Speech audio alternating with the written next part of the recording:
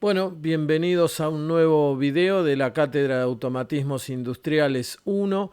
En este caso vamos a ver álgebra de Boole, la parte que corresponde a la simplificación y el método de mapas de Carnot. Muy bien.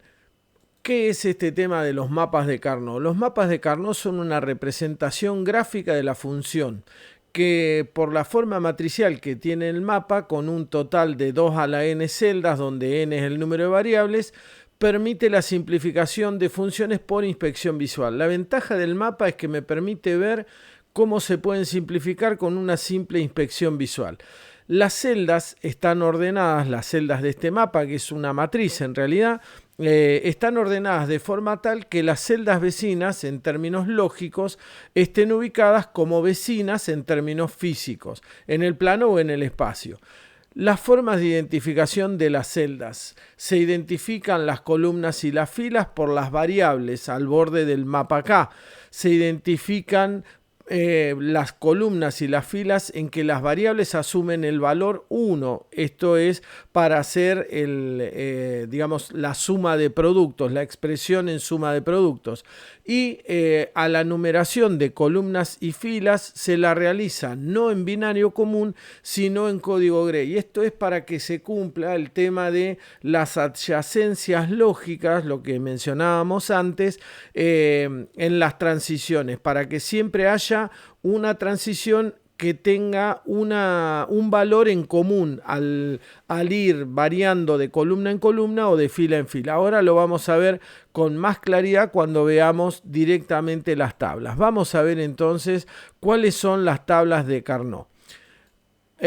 Si nosotros tenemos dos variables a y b, la función se puede representar como los minitérminos. Fíjense que los leemos ab y leemos la fila, el número de columna, perdón, lo que está acá arriba, 0, 0, que me da como número de celda el 0.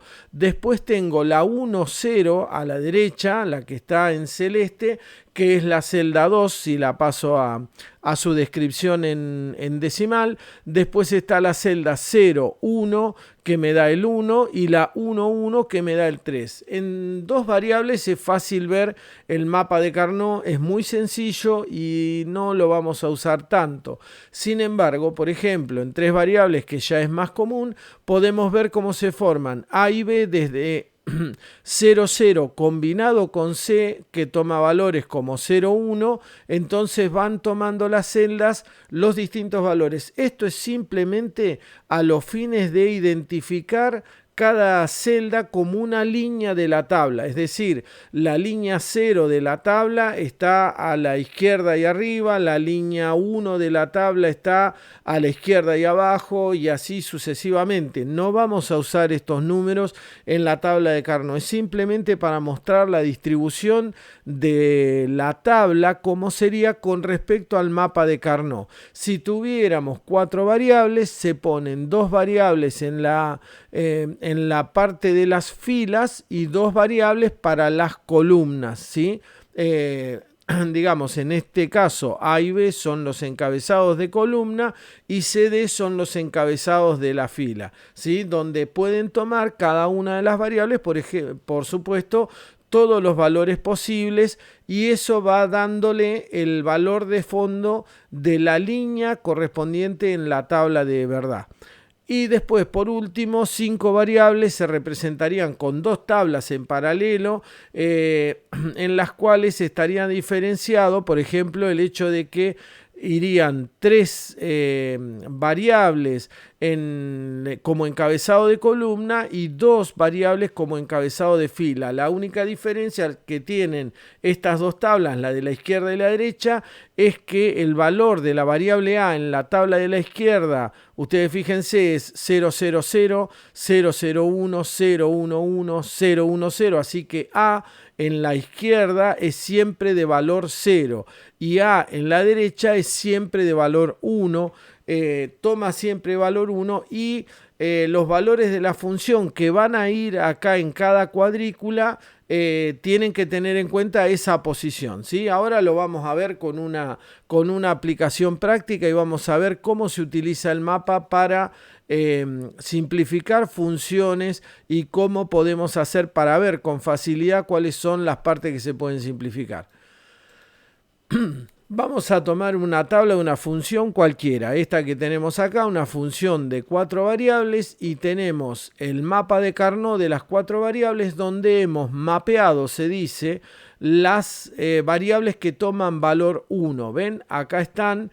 Entonces uno se fija, por ejemplo, la celda o la línea 1, 1, ¿sí? Porque las variables se leen A, B, C, D, así que 1, 1, 0, 0, lo busco acá en la tabla y es el renglón 12. 1, 1, 0, 0, tiene el valor 1, le pongo el valor 1 a esa celda.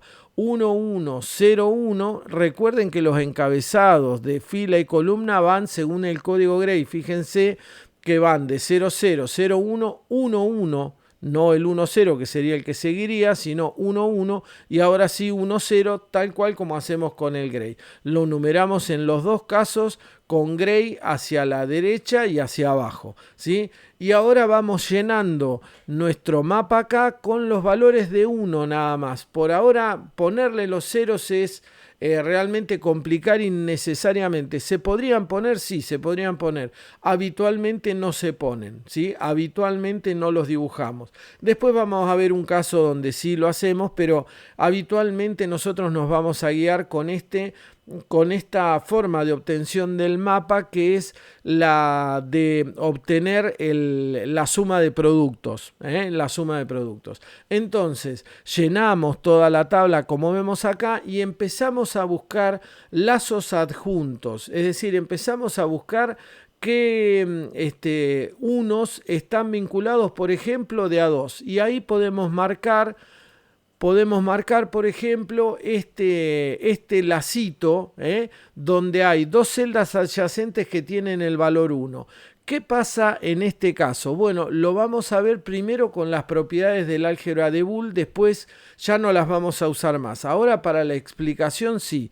Lo que tenemos acá es que tenemos en la celda que está en el centro, digamos a la izquierda, del lado izquierdo del lazo, esa celda se puede ubicar por el mini término AB, fíjense que A está en 1, B está en 1, C negado D porque C está en 0 y D está en 1 en este caso. Esa es la celda de la izquierda. El 1 de la izquierda corresponde a ese mini término. Después, el 1 de la derecha corresponde al mini término 1, 0, 0, 1. Es decir, A, B negado, C negado D.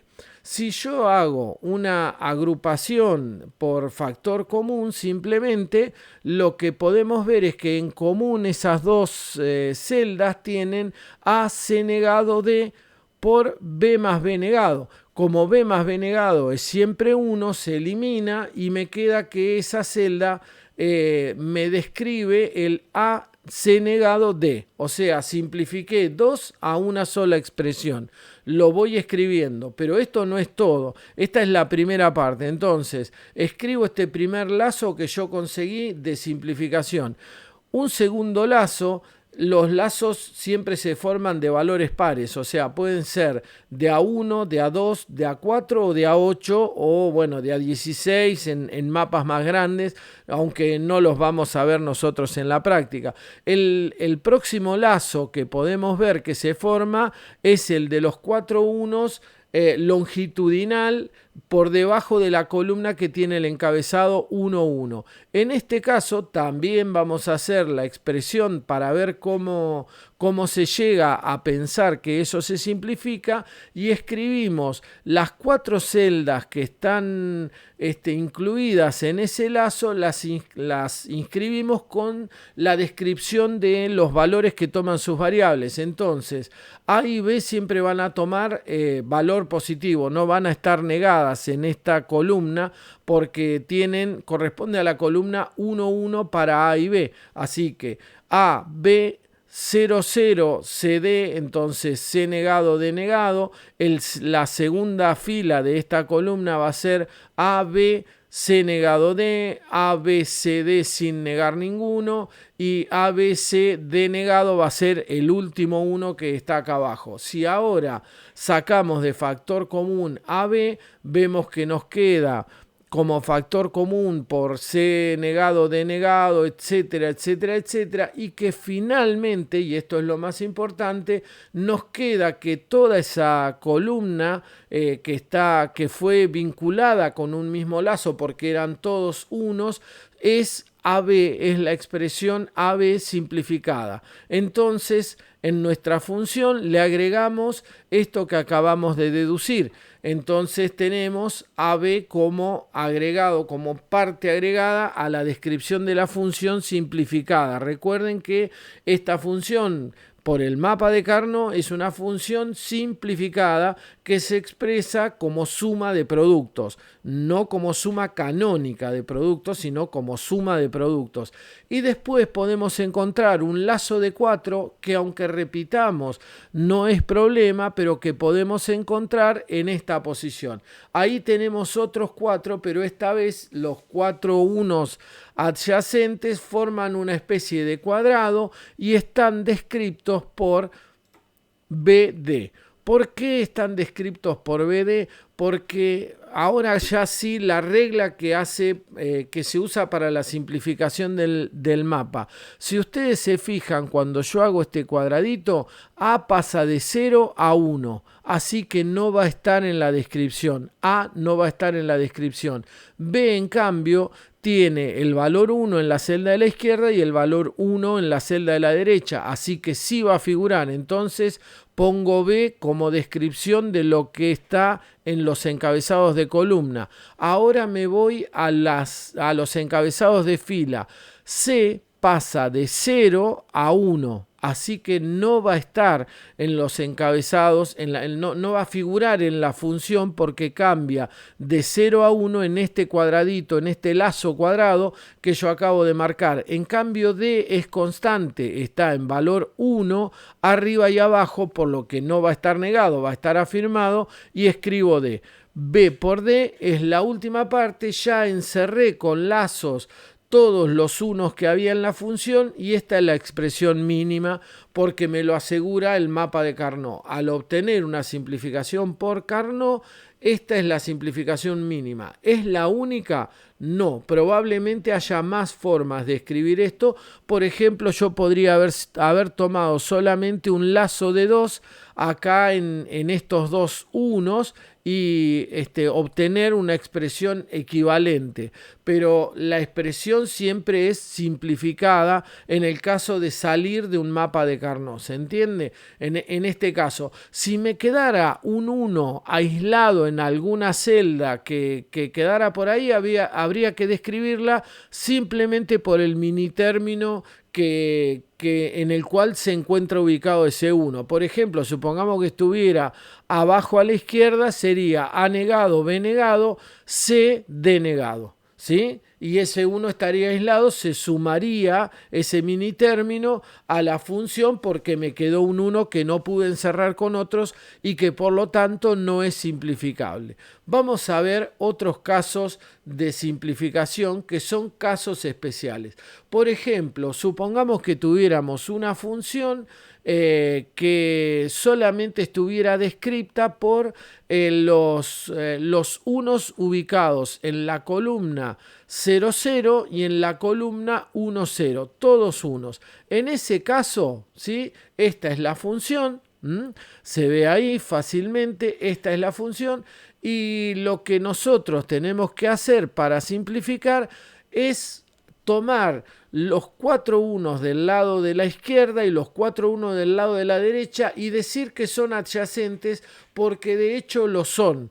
La tabla permite la adyacencia de la columna del lado izquierdo con la columna del lado derecho y me permite decir, bueno, lo que queda constante es lo que define este sector doble ahora, es una columna de 8. Recuerden que los lazos pueden ser de 1, 2, 4 u 8 componentes. En este caso tiene 8 componentes y lo que queda constante en este caso es el 0 del lado derecho que aparece en la primera columna acá en la izquierda y el 0 del lado derecho que aparece en la columna del lado derecho que corresponde a B negado. O sea que esta expresión es simplemente B negado, porque todo lo demás va cambiando. Si ustedes se fijan, C y D toman todos los valores posibles, así que se anulan, se descartan y A cambia de 0 a 1 al estar entre la derecha y la izquierda, entre la columna del extremo derecho con la columna de la extrema izquierda. Por otro lado, si yo tuviera, por ejemplo, ahora una descripción, ya no vamos a hacer la tabla, directamente nos olvidamos de la tabla de verdad, ustedes pueden deducirla en base a lo que hemos visto en este video. Sí podemos decir que son adyacentes también la fila de arriba con la fila de abajo. En este caso, lo que queda, lo que permanece constante es el 0 que está del lado derecho en la descripción de las filas. Ustedes lo pueden ver, que corresponde a D negado. Entonces, en este caso, esta simplificación de la función simplemente sería descrita como D negado. Esos son todos los valores. ¿Qué pasará si, por ejemplo, tenemos los unos ubicados en los vértices extremos? En ese caso también son adyacentes porque las puntas son adyacentes entre sí y podemos describirlas, ¿sí?, haciendo esta suerte así de engarce de las 4 puntas que se juntan en un mismo lugar, como se ve acá en la parte de la descripción del mapa acá como un toroide, que en definitiva es la forma que tiene. El mapa acá es un toroide, lo que pasa que tratar de simplificar sobre el toroide es una locura, sería volverse loco, pero ahí tienen ustedes claramente la adyacencia de los 4 vértices que me permite establecer que esos 4 vértices van a tener como descripción en su función B negado por D negado. Fíjense que cuando tengo 8 unos incluidos en el lazo, si yo tomo 8 unos incluidos en el lazo, tengo una descripción dada por una sola variable. Puede ser negada o no, pero una sola de las variables. Fíjense, en el caso de la columna, como tengo los 8, me queda B negado. En el caso de las filas, me queda D negado. Pero acá, como solamente reúno 4 unos, me queda descrita por 2 variables. Si yo tuviera un lazo de 2, como en este caso, por ejemplo, que ya sabemos estos 2 unos son adyacentes por lo que acabamos de decir, en ese caso me quedan 3 variables. ¿Se entiende? Ahorro más variables cuanto más grande sea el lazo que vincula a todos los unos. Cuanto más unos incluyan el mismo lazo, más barata o más simplificada está la expresión de acuerdo a lo que obtengo en el mapa de Carnot. Seguimos. ¿Cómo obtendríamos un producto de sumas, no una suma de productos? Esto me puede servir cuando, por ejemplo, yo tengo menos ceros en la tabla de verdad que unos. Hay menos ceros que unos. Entonces acá sí describo todos los ceros. ¿Los ven? Describo todos los ceros, incluyo todos los ceros e incluyo los 1. Se podría hacer al revés perfectamente, porque yo podría escribir solamente los ceros y no escribir los unos. No habría ningún tipo de problema. Si les resulta más claro así, úsenlo así. Y acá hago más o menos lo mismo, porque son 4 variables igual que antes, pero puedo hacer los mismos lazos, nada más que ahora, en vez de unir los unos, uno los ceros para obtener una expresión simplificada como producto de sumas. Y en este caso tengo 2 lazos con los cuales yo puedo unir la totalidad de los ceros y que se describen en la función como A más D negado por C más D negado. Estas son las expresiones de los dos lazos. Vamos a analizarlas y vamos a ver por qué nos dan eso. Bueno, en principio, el lazo extendido, digamos, el lazo más longitudinal, tiene a C con el valor 0, a C con el valor 0 en forma constante y a D con el valor 1 en forma constante. ¿Estamos? Pero estamos leyéndolo como hacemos con los maxi términos. Así que no lo leeríamos como C negado más D, sino que al revés. El 0 representa la variable sin negar y el 1 representa la variable negada. Entonces, este lazo longitudinal sería leído como C más D negado. Mientras que el lazo cuadrado que está acá, fíjense ustedes que en el lazo cuadrado cambia la variable b de 0 a 1 en el lazo cuadrado y cambia la variable c de 0 a 1 en el lazo cuadrado. Entonces, no aparecen ni b ni c. Y A aparece con el valor 0, por lo cual no está negado, mientras que D aparece con el valor 1, por lo cual aparece negado. Después, las reglas para la formación de los lazos es la misma y la única otra variación que hay que tener en cuenta es que en lugar de multiplicar la variable la sumamos y en lugar de sumar los mini términos hacemos el producto de los maxi términos que obtenemos de cada lazo. ¿Está? La expresión es equivalente, no la misma, pero es equivalente en un caso que en el otro. Obviamente la función sería la misma si yo obtuviera la función simplificada por los unos. Sería la misma función, nada más que descrita de modo diferente. En este caso, seguramente esta expresión es más simple que la que obtendría del otro lado. ¿Estamos? Bien. A veces las indeterminaciones que son importantes se marcan como don't care. ¿Qué son las indeterminaciones? Son los valores de variable que en la práctica no pueden ocurrir, pero que sin embargo forman parte de valores. Es decir, si yo tengo una tabla de 4 variables, ¿sí? Puede haber situaciones que nunca se den. Por ejemplo, qué sé yo, si yo tengo un sensor que verifica si la puerta está abierta o cerrada, ese sensor a lo mejor no puede tener la puerta abierta y cerrada al mismo tiempo. Entonces eso es una indeterminación de la práctica, pero en la tabla podría pasar eso, ¿sí? En la tabla, digamos, podría aparecer.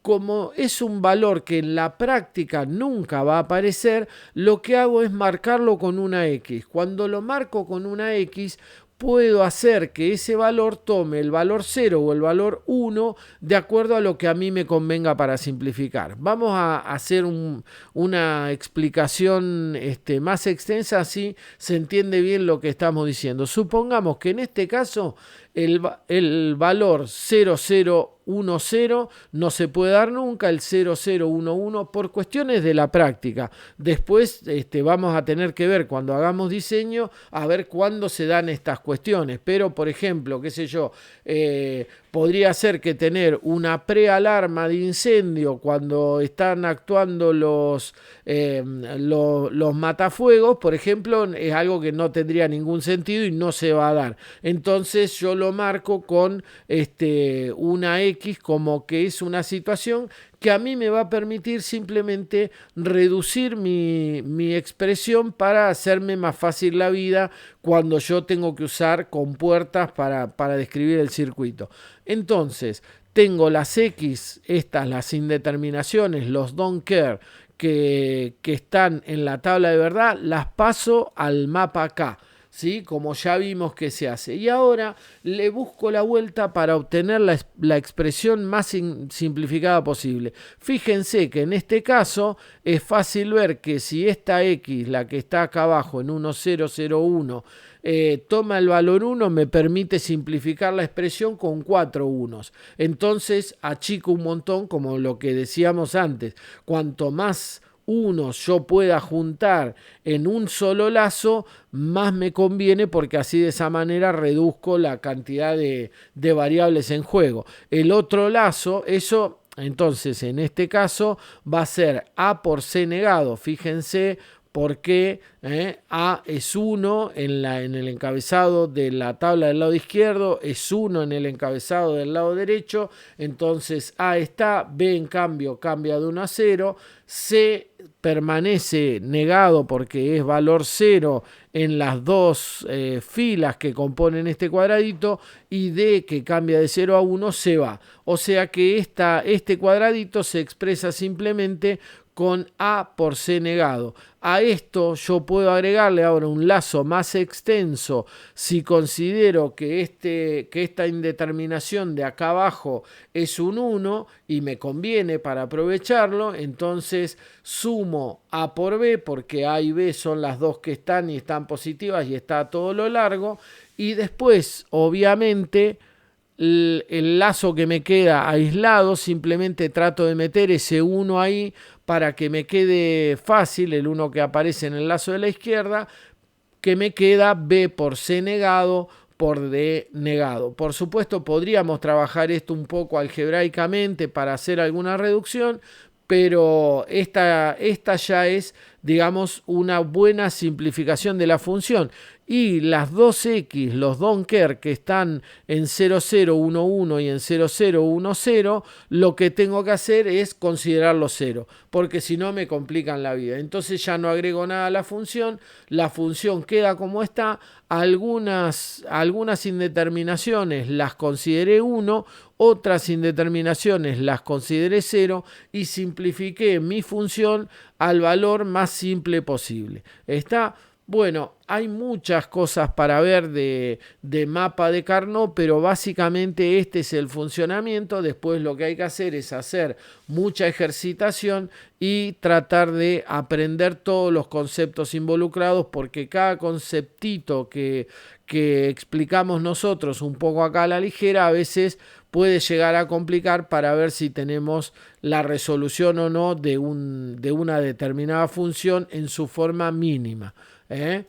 Muy bien, vimos formas de realizar los mapas de Carnot de 2, 3, 4 y 5 variables, vimos cómo simplificar en lazos de 2, 4 y 8 celdas, vimos que el mapa es de forma toroidal con posibles lazos entre sus vértices, y finalmente vimos cómo usar el mapa para generar la función como producto de sumas y cómo usar a nuestro favor las indeterminaciones. En la próxima clase veremos circuitos combinacionales, tipo y diseño.